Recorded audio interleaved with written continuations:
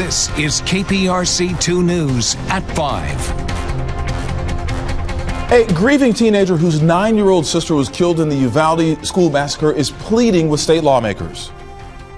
I shouldn't have to be here right now. I should be at home watching a movie with my sister. It's summer. But I'm not, and I'm here begging for you guys to do something. As we question how the massacre was allowed to play out, today the focus in the state capitol turns to making sure it never happens again. And help is on the way after KPRC2 took a look at what residents call deplorable conditions inside of a local apartment complex. Our residents to live in these conditions is devastating. On top of all of that, it's in our Black and brown communities, which will already have healthcare disparities as well. KPRC2 first took you inside the apartment complex in East Houston yesterday after people living there reported mold and other major problems. Thank you for joining us. I'm Keith Garvin. And I'm Daniela Guzman. Today we are working to get answers about conditions at this complex right here and others that may be in a similar state. KPRC2's Devin Clark leading our push for solutions. And Devin, for people living in these type of conditions, there are resources available. There are, Daniela and Keith. Good afternoon. When it comes to residents living in deplorable conditions, lawyers want them to know that there is free legal help, but there are some stipulations when it comes to filing a lawsuit. Just looking at that, it's really hard to look at, just to see people living in that. These are some of the disturbing images Juan Santamaria with Lone Star Legal Aid is referring to. He's an attorney who specializes in helping renters dealing with unlivable conditions get justice for free. You know, if they really need legal help, legal representation, any tenant, anybody living in an apartment can file a lawsuit on their own. Becomes a lot easier with an attorney on board. The message follows complaints by people who live here at the Sterling Shire apartments with mold, pests, and faulty appliances. 9 times out of 10, the lease is going to say the landlord has to maintain the property. The lease is really what's going to control. When it comes to renters seeking justice, Santamaria says it's important to be up to date on rent, regardless of the conditions. It's going to be very difficult to invoke your rights if you aren't up to date on your own. Yeah, we'll have information on how to contact Lone Star Legal Aid on our website, click2houston.com. And meanwhile, we know that local politicians are stepping in to help. They're physically going to come here and do a tour of this complex. We'll lay out that plan coming up on the news at 6. For now, reporting live on the northeast side, Devin Clark, KPRC 2 News. Devin, we'll look for that report later, sir. Thank you. Powerful words today in the state capitol as the 17-year-old sister of one of the children killed in the Uvalde school massacre pleaded with lawmakers. This is Jacqueline Cazares. She was 9 years old and dreamed of becoming a veterinarian. She loves singing and dancing and acting, like an exact copy of me as sisters are, you know, little sisters. She wanted to go to Paris for her graduation, so I'm graduating in 2023 and I hope to go for her. Jacqueline's sister, you heard from there, Jasmine Cazares, pleaded with lawmakers for changes to school safety laws and for gun regulations. She also described the dread of having to return to school. We were in lockdown, so the only information we were getting was from the media. It's terrifying. I think it's terrifying, not knowing if it's true or not every single time I go into lockdown. And then having to go back to school next year. I don't know. It's a really big decision, and going to school shouldn't have to be a big decision. Also during today's hearing, 6 police chiefs told lawmakers that more mandated active shooter training is needed for law enforcement across the state. They also said training should be more standardized to streamline response during a multiple agency incident. And today we're getting new details on the 7-year-old child rescued from what investigators call deplorable living conditions. Today, the girl's parents, a 39-year-old woman and her 72-year-old husband, are both facing charges including child endangerment. KPRC2's Rochelle Turner has been following this investigation. And Rochelle, we're told the child is in good condition, though, right now.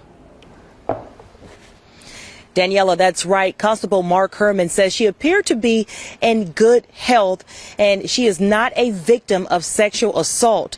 Now, she was placed in Child Protective Services, but she had to be rescued from this home right here behind me, where her parents are allegedly involved in a prostitution sting. Rosie Colton facing charges for child endangerment and prostitution. We believe the defendant to be a danger to public safety. The 39-year-old did not appear in PC court, but a judge spoke about her previous record that dates back to 2018. She had 3 misdemeanor bonds at the time of her arrest for assault, criminal trespass, and making false reports to a police officer. What kind of catches my eye in that false report case is that she had called in a robbery and evidently she was seen on video chasing somebody out of a hotel and spraying them with pepper spray. But it turned out, according to the police, that it was actually a prostitution transaction. Earlier this week, Constable Mark Herman's office conducted an undercover investigation and says Colton was soliciting men for sex at her home on Jade Crest Court near Spring. Our undercovers went to the home, made a deal with this lady. Colton's 72-year-old husband, Richard, also charged with child endangerment. Investigators rescued a 7-year-old girl who was living in horrific conditions.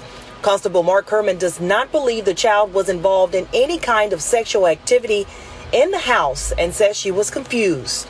This is all this child knew. I mean, this here to this child is probably normal, and they know nothing else. But I can tell you this here, as a father and a grandfather looking at this, it's pathetic, and we're not going to allow it.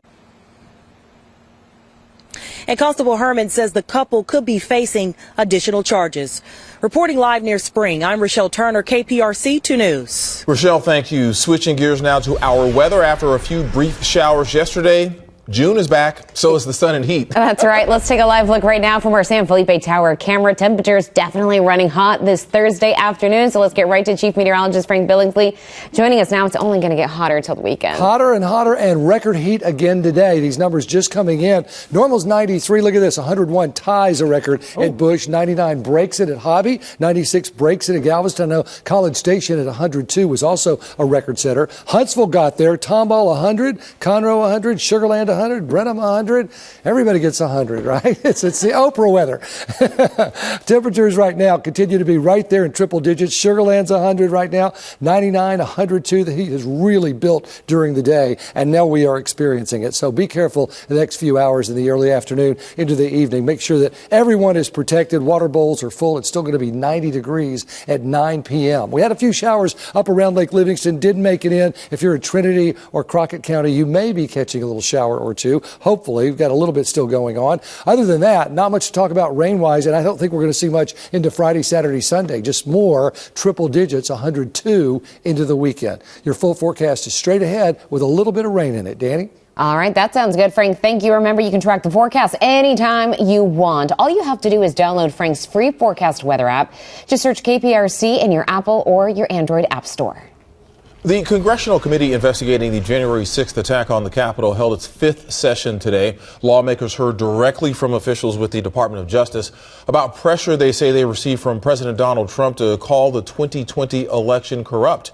Christine Noel joins us live from the newsroom with more. Christine. Keith, these officials today testified that President Trump continually asked them to open up numerous investigations into the election.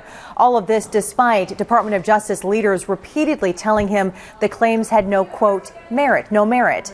Among the 3 Justice Department officials who testified today was the former acting Attorney General and former acting Deputy Attorney General. Together, they spoke about near daily meetings and phone calls with the president, growing frustrated with the situation, insisting the election was, quote, stolen. Former official Richard Donahue even testifying the president said, quote, just say it was corrupt and leave the rest to me and the Republican congressman. He became more adamant that we weren't doing our job. We need to step up and do our job.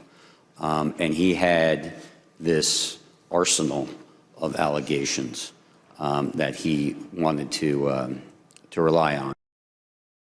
Today's hearing will be the last one of the month as the committee takes a 2-week break. The final hearings are set to take place in July. Daniela? Christine, thank you. And new at 5, a Houston area social media influencer and dating consultant will spend 5 years in prison for fraud. Mickey Lynn Fox used her YouTube channel to lure people, police say, into fake real estate investments. She asked them to invest $35,000, for example, to help her buy a house to flip. She promised to return their money and give them a share of the profits. Instead, she stopped returning their phone calls. Fox pleaded guilty to the fraud charges.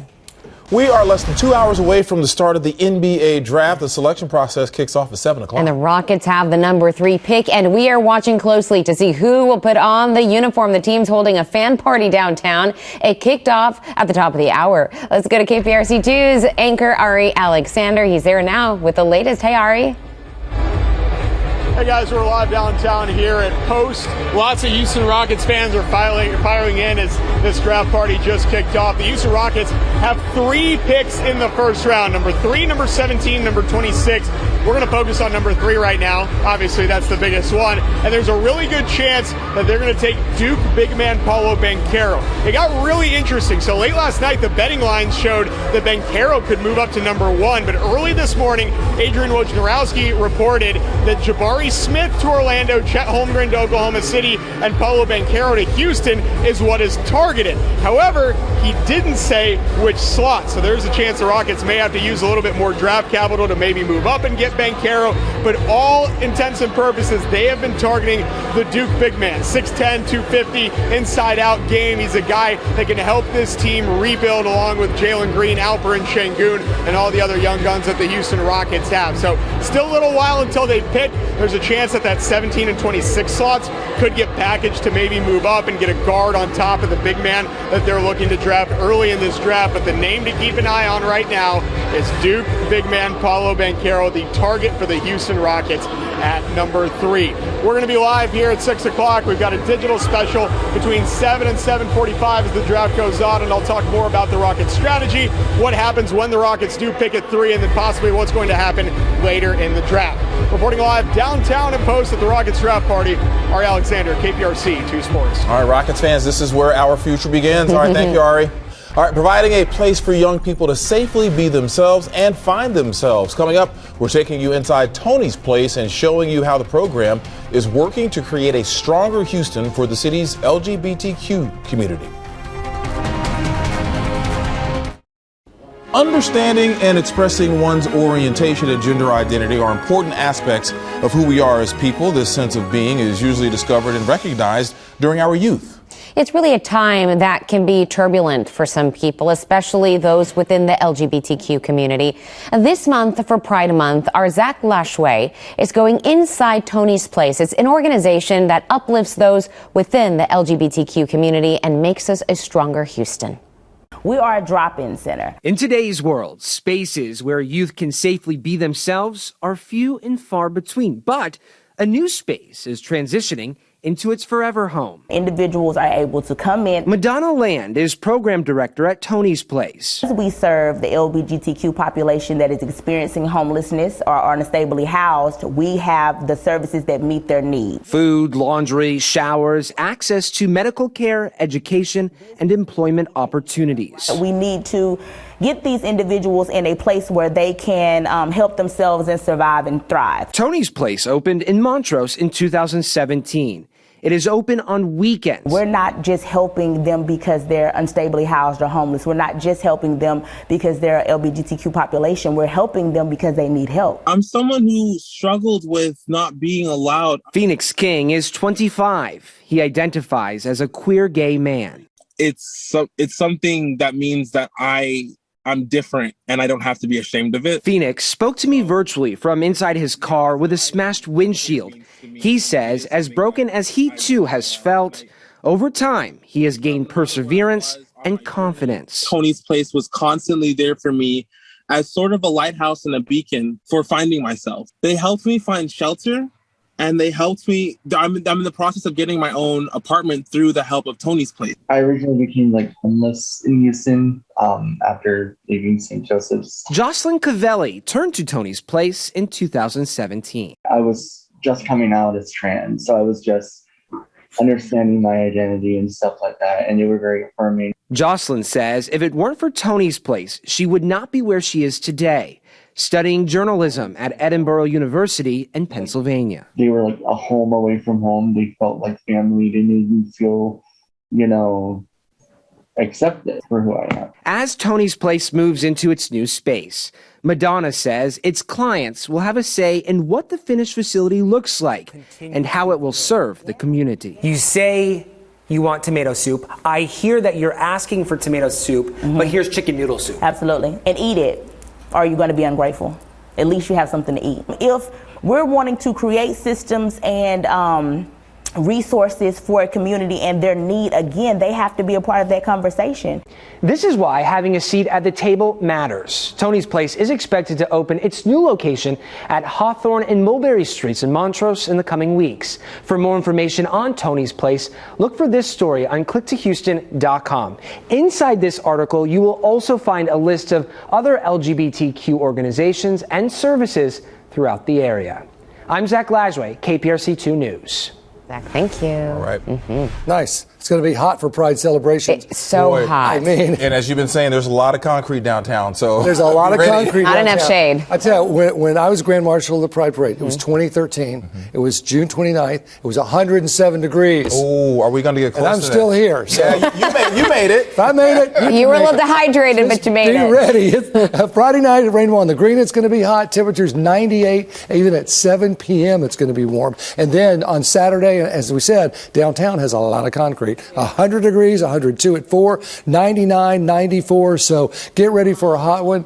Dress accordingly, right? Take a backpack. He looks like he's running away from home, which I think so. He probably is. I can't take it. I'm going to Montreal. It's I can't too take it anymore. Here's a look downtown. You can see temperatures 100 degrees, feels like 103, which isn't that bad. We have an east-southeast wind at the lower levels, but the upper levels has a northeast wind. That's a little bit of dry mixing. So humidity 31%. It hasn't been unbearable in that regard, but that dry heat, it's not a sauna today. It is an oven today. Even at the coast, 47%, 94, feels like 101. So you can see these actual temperatures, 100, 101 in Tomball, 102 Huntsville, 101 in Brenham and College Station. Feels like numbers aren't that much higher, but it doesn't really matter at this point. It is so hot outside. Humidity 29, 31%. The saving grace to this is that once the sun goes down, it should at least feel a little better. And even into tomorrow morning, it should feel a little better. You can see the winds aren't terribly strong, so that's part of the issue there. Grilling and chilling, more grilling than any. We're the ones grilling. 98, 96, 94, 90 at 9 p.m. The drought monitor came out today. As you would expect, there's a lot of it, and even for southeast Texas, there's quite a bit, especially south of Houston, where we get into exceptional and even extreme drought around Victoria. It's going to be interesting. There are burn bans also, and we're going into the July 4th week, and as we get there, we may see more burn bans. So let's hope for a little rain as we get into the beginning of next week. Exact Track Radar had these showers up to the north, trying to make their way toward Madisonville and Huntsville. You might get a sprinkle out of the deal. Let's hope. There's going to be an interesting event going on overnight. This is especially for tomorrow morning around 5:30. Our planets will line up nicely. Mercury, Venus, Mars, Jupiter, Saturn. If you're looking east-southeast, you'll see a nice line. Mercury, Venus, the moon, a little bit of the moon, but the moon, Mars, Jupiter, and then Saturn. So it should be clear enough to see that. In the meantime, there's the front, there's the high pressure. That stays with us into the weekend. That's why it's so hot. Finally, it edges to the west a little bit, allows this front and some shower chances, and pretty good ones for Monday and even into Tuesday, perhaps lingering Wednesday and into the week toward July 4th. But it looks like the heat's going to build back in. By the way, tracking the tropics here, this is a little system that's come off of Africa, 20% chance of development as it moves toward the Caribbean. It's a possibility it could become even a hurricane in the Caribbean. It doesn't do much until Tuesday, and then almost moves straight west toward Nicaragua. So we'll keep a close eye on that one for you, but it doesn't look like it's going to affect the Gulf, certainly not at this writing. 100, 101, 102, Saturday, Sunday, 94, 92, some cooler weather, so to speak, 60, 40, 30, and even 20% chances of rain as we move into July. We'll be right back. Stay with us. We have a traffic alert to tell you about that will last from tomorrow morning and through the weekend. Starting at 10 o'clock in the morning, Memorial Drive between East Memorial Loop Drive and West Memorial Loop Drive will be closed to all vehicles and pedestrians. This is the area marked that you see on your screen right now. The closure impacts both directions. This will last through 8 p.m. Sunday night. Signage will be posted in the area to tell drivers of alternate routes. Several of the park's trails between the loops will also be closed. Prices at the pump are continuing their slight drop this week. The national average for a gallon of regular unleaded is down 6 cents from last Thursday. Prices in Texas down even more sharply. According to AAA, the average a week ago was $4.69 per gallon. Today is at $4.60. Houston's average is $4.58, down 8 cents from $4.66 last Thursday.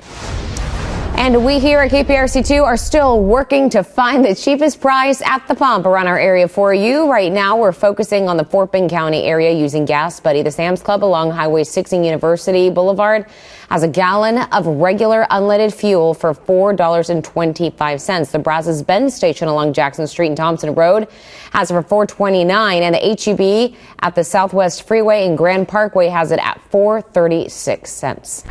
We will be right back.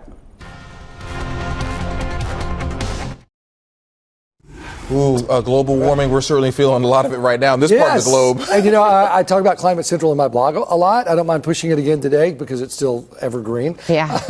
But you know, what if there was no global warming? What is global warming doing to temperatures? And this is a daily thing you can look at. But it's an interesting tool. So scan that QR code or go to clicktohouston.com/weather. And I can tell you, it's hot. 101, 102 as we move into the weekend. That's right. All right. That does for KPRC 2 News at 5. NBC Nightly News, Lester Holt.